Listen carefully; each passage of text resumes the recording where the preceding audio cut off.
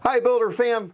So I want to do a video to catch you guys up on what's been happening and let you know I haven't gone anywhere. I'm still here and we're still making videos. I know it's been a while, but I figure I owe you an explanation of what's been happening. So a lot has been happening and I want to show it to you. Have you ever heard the typical story of too many irons in the fire?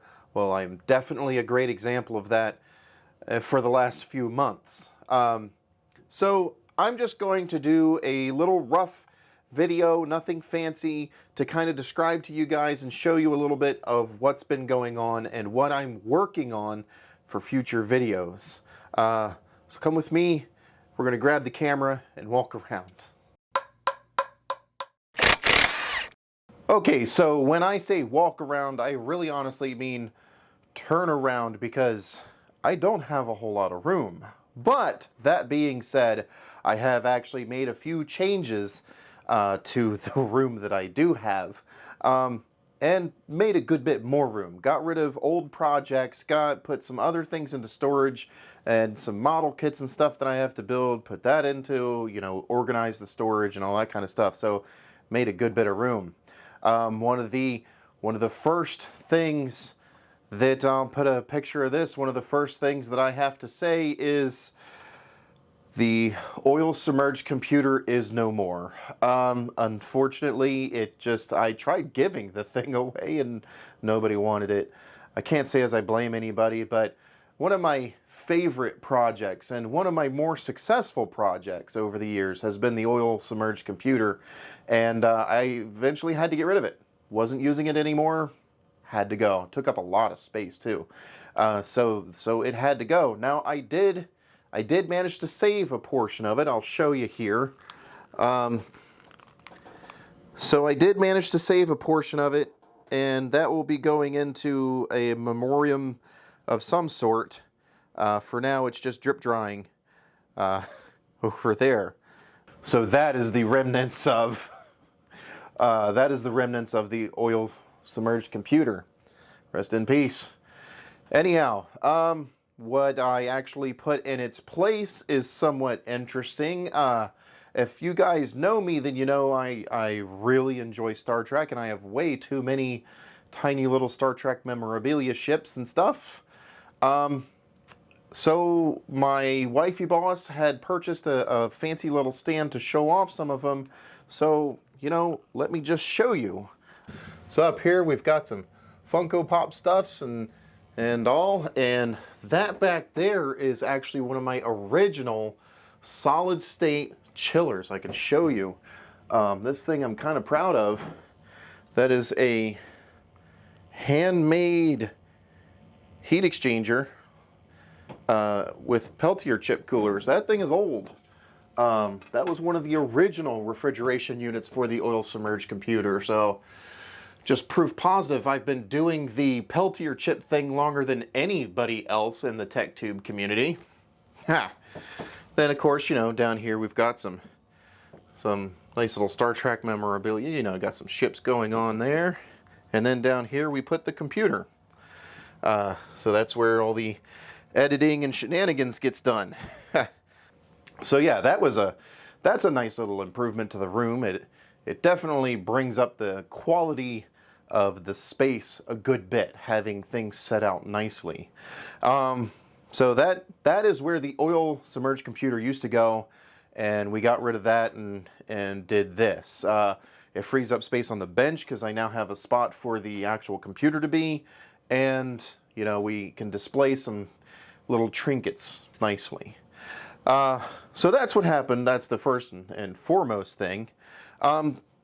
So I guess projects that I've been working on, right? Oh, and we added some stuff to the wall. Up here we have a couple antique. This is what I call the biggest wrench in the shop, and a little tiny one. And that right there is actually a rare sight nowadays. That is a pressure gauge. This still uses mercury. It still has the mercury in it. You can see that line up there. You're not going to see that every day because, as we all know, mercury is rare and kind of illegal. Well, it's not really illegal, I guess, but you're not supposed to use it for sure.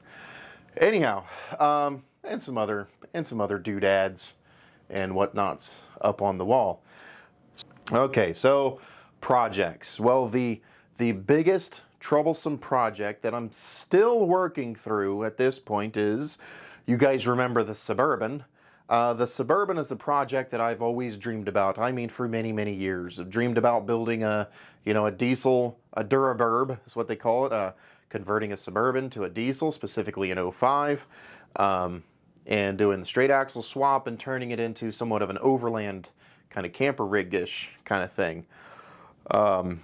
That's one of those little boy dreams that I really want to try and follow through with. Well, anyhow, the engine of the Suburban started giving me troubles. It had a bad lifter in it. So I had to replace the lifters. And I figured whilst I was going in and replacing the lifters, I might as well do a camshaft. So I put a little bit of a spicy cam in it. It's a stage 4, Brian Tooley stage 4 truck cam. It's just a little spicy. I ended up biting off way more than I should have in doing so, and that has resulted in struggles, to say the least, of well, first it was the installation didn't really go as planned. Then the converter, so they recommend a torque converter, so I ended up having to do a torque converter, and that was some fun learning. And then once the converter's done, then we finally get it, we go to do the tuning, right? Because you definitely, if you're doing a Brian, and I will go over this in a video, but the tuning turned into needing a wideband, turned into cutting all the cats out and doing some exhaust work, turned into now we need injectors, and it has been a massive project. In fact, I have here some injectors that I picked up. So these are HPI injectors, and I've heard that they can be kind of garbage sometimes. On top of that, I actually have some 8.1 liter injectors. So I went with some options, but injectors are incredibly expensive and hard to get right now. So everything I got is either aftermarket or rebuild. And so that's turning into, all right, now I have to build up the equipment to test the injectors before I put them in. And it's a whole big ordeal. The truck has turned into a much larger project than it was originally intended. Again, I'm going to do videos on the truck and everything that comes out of it, because, well, it is a big part of my life, and so in turn it's a big part of the channel. So, you know, that's how it is. So that's one of the things. All right, moving on. Suburban, big project. That's one of the things I've been working on.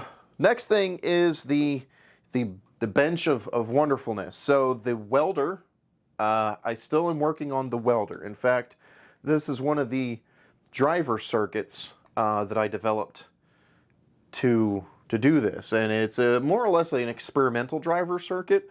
I've been experimenting with making my own buck converter, and a buck converter is something that takes a high voltage and puts it down to a lower voltage at a controlled amperage, because I want to use this here capacitor as not only a filtering but a starting, basically jack the open circuit voltage, so the starting voltage is easier on the welder.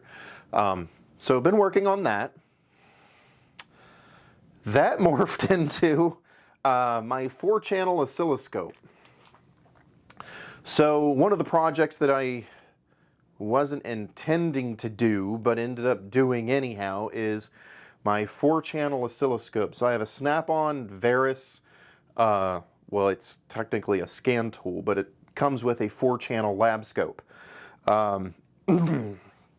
Calling it oscilloscope is technically not accurate. It's a graphing multimeter, but it's a very, very high quality graphing multimeter, I guess.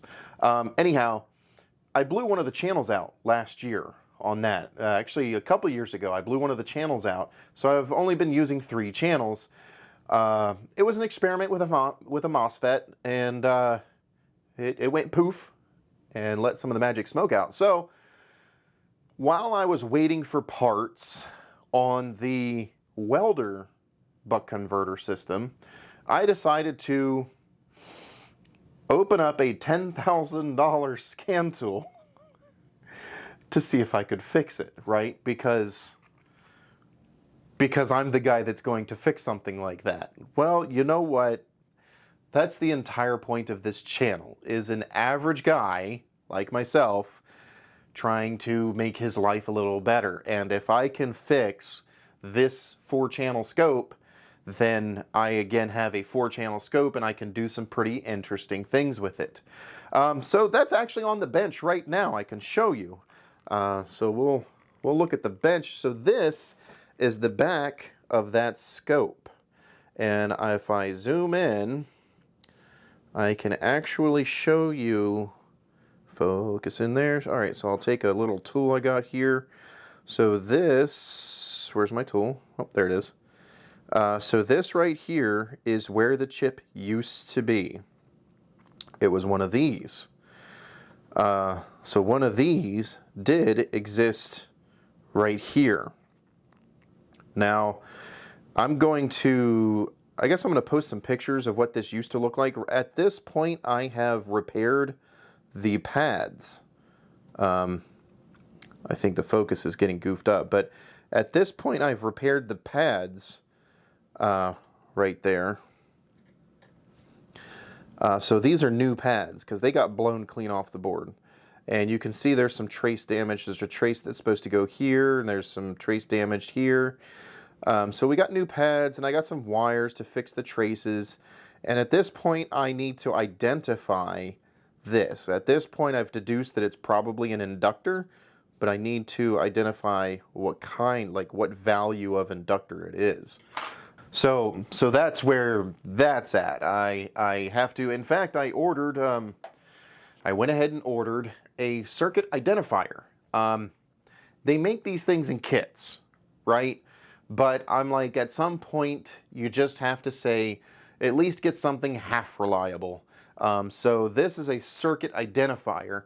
And the whole idea of this is hopefully I can identify what that inductor is so I can order the appropriate inductor and fix this board. If I can fix this, I'm going to be so ecstatic to have my 4-channel oscilloscope back. There are quite a few other small projects I have in the works, right? So I have some more soldering iron comparisons. I want to take the Snap-on soldering iron against, I think it's either a Dremel or a Weller propane or butane soldering iron, as well as start moving into electrics and battery soldering irons. I have an idea of one that I want to end up with that I think will blow everything else out of the water, but for now, it's one step at a time. So there's going to be more soldering iron comparison videos into the future. I have some projects that we're going to be building using the soldering irons. This one I believe is a signal generator, and another one I have is a pocket scope. I'm a whore for scopes. So that's a thing.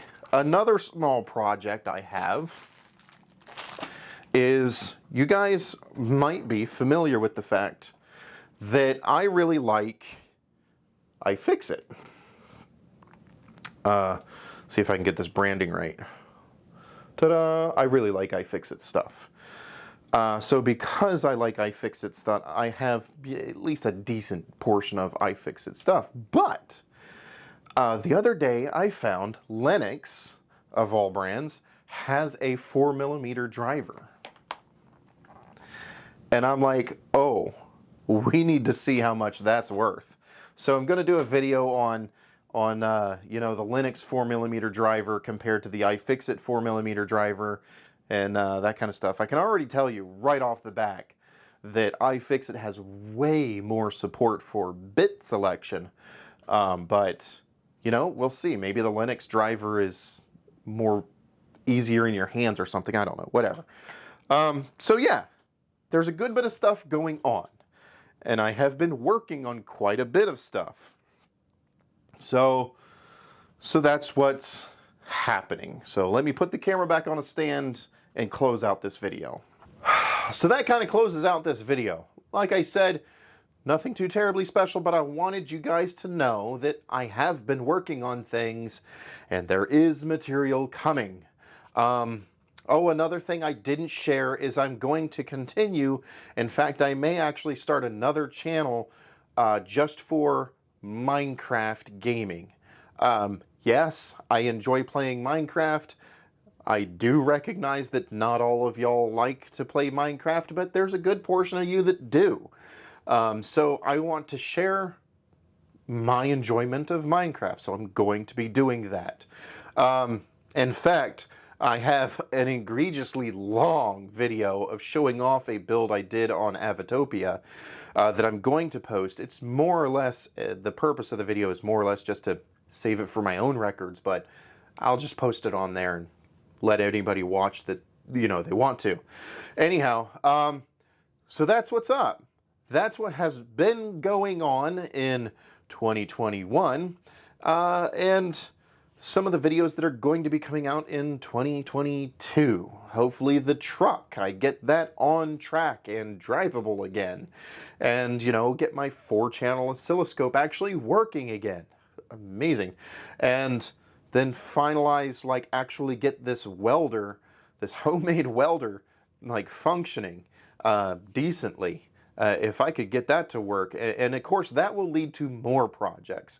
I want to continue on the welder, the homemade welder idea until it's like an actual legitimate welder that I can say, like, literally that I built this by hand and it works really well. I want to get to that point. So that's what's going on. Thank you very much, guys, for watching, and thank you for your patronage. I really do mean it. It means a lot to me. I appreciate it, and I'm really hoping that going into 2022, we're going to have lots of material, and hopefully we'll all enjoy the material together. It's going to sound like some kind of speech, and we're going to enjoy it together. It's a journey. Anyhow, hopefully you guys find it entertaining, and we put out some good stuff, get the viewer counts up, and just make everything, like, better. Because that's where we want to go with this all, right? Not only do we want to, you know, this is a journey for me, but this is also a journey for you guys as well. I recognize that. And I want to be able to make this journey better as we go. So that's the idea. 2022, see if we can't do it better. Take care, guys. Happy New Year. Hope you had a great Christmas. I'll see you next year. Bye-bye.